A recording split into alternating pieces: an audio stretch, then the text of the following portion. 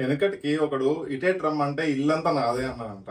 అట్లున్నది మన deputy CM Pawan Kalyan ఉన్న పరిస్థితి.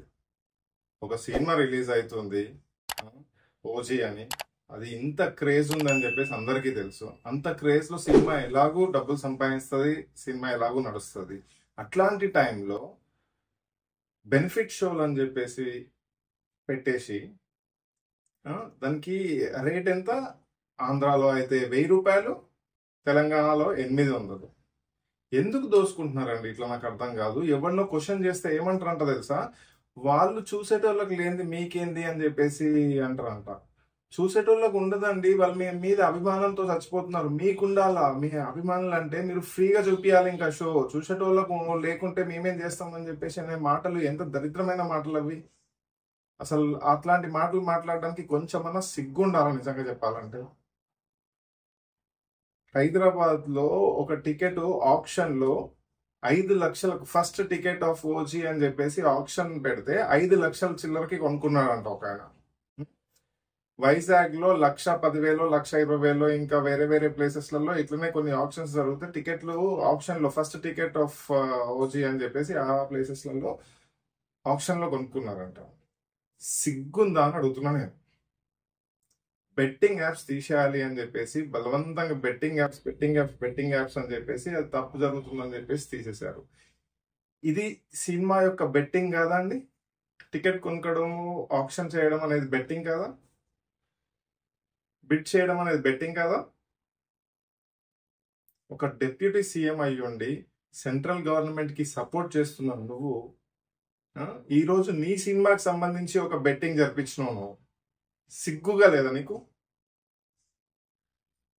నువ్వు నిజంగా చెప్పాలంటే అసలు రాజకీయాలకి పనికిరావు.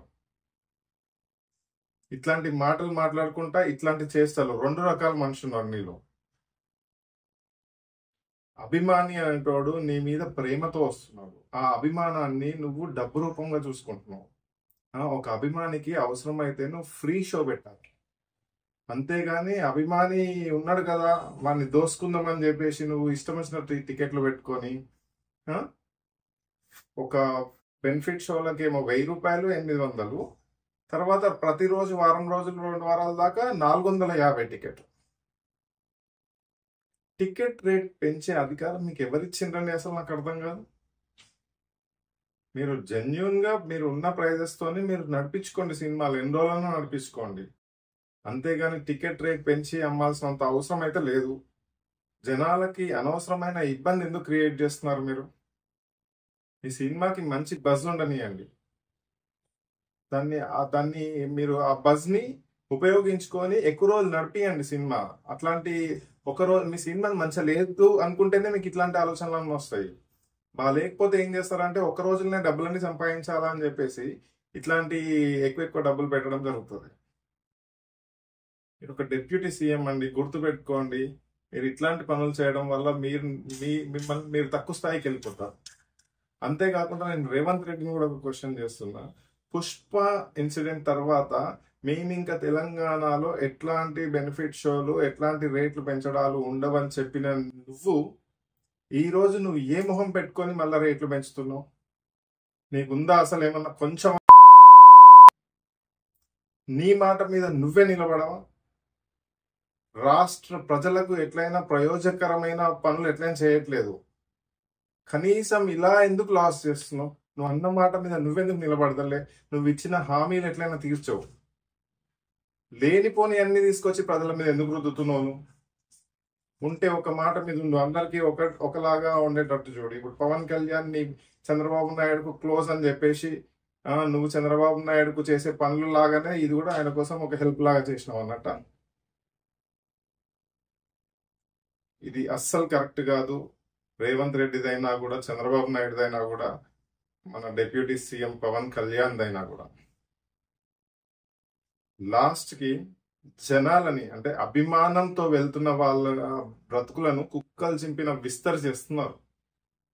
వాళ్ళు ఎంతో అభిమానంతో వాళ్ళ దగ్గర డబ్బులు ఉండి లేక అప్పు చేసుకొని అయినా కూడా వచ్చి మీ సినిమా చూడాలనుకుంటారు. అలాంటి వాళ్ళను 10 రూపాయలు అప్పు తీసుకునేటువంటి 100 రూపాయలు అప్పు తీసుకునేలాగా చేస్తున్నారు మీరు. 150 రూపాయలే ఎక్కువ. జనాలకు జనరల్ గా సినిమా చూడాలనుకునే వాళ్ళకి వాళ్ళ దగ్గర డబ్బులు ఉండయి. అట్లాంటిది మీరు 1000 రూపాయలు, తర్వాత రోజు 450 రూపాయలు. ఏందండి ఇది? మీరందరూ చెప్పండి, నిజంగా ఈ రేట్లు పెంచడం అనేది కరెక్టేనా కాదా అని చెప్పేసి ఒక కమెంట్ చేసి చెప్పండి. నేను మాట్లాడేది చాలా మంది ఫ్యాన్స్ కి నచ్చకపోవచ్చు, బట్ ఇది ఫ్యాక్ట్, ఇది జరుగుతుంది. ఒక్కొక్క సినిమాని ఒక్కొక్కలాగా ఎందుకు ట్రీట్ చేస్తున్నారో నాకు అర్థం కావట్లేదు. ఇదే పవన్ కళ్యాణ్ది రీసెంట్ గా ఇంకో సినిమా రిలీజ్ అయింది, హరిహర వీరమల్లు అని చెప్పేసి. దానికి ఎక్కువ క్రేజ్ లేదని చెప్పేసి ఇంతగానం పెంచుకోలేదు. అంటే నీ క్రేజ్ ని క్యాష్ చేసుకుంటున్నావు, నువ్వు జనాలని మోసం చేస్తున్నావు. నీ క్రేజ్ ని నీ ఫ్యాన్స్ రూపంలో నువ్వు క్యాష్ చేసుకుంటున్నావు. ఇది మోసం కాదా పవన్ కళ్యాణ్?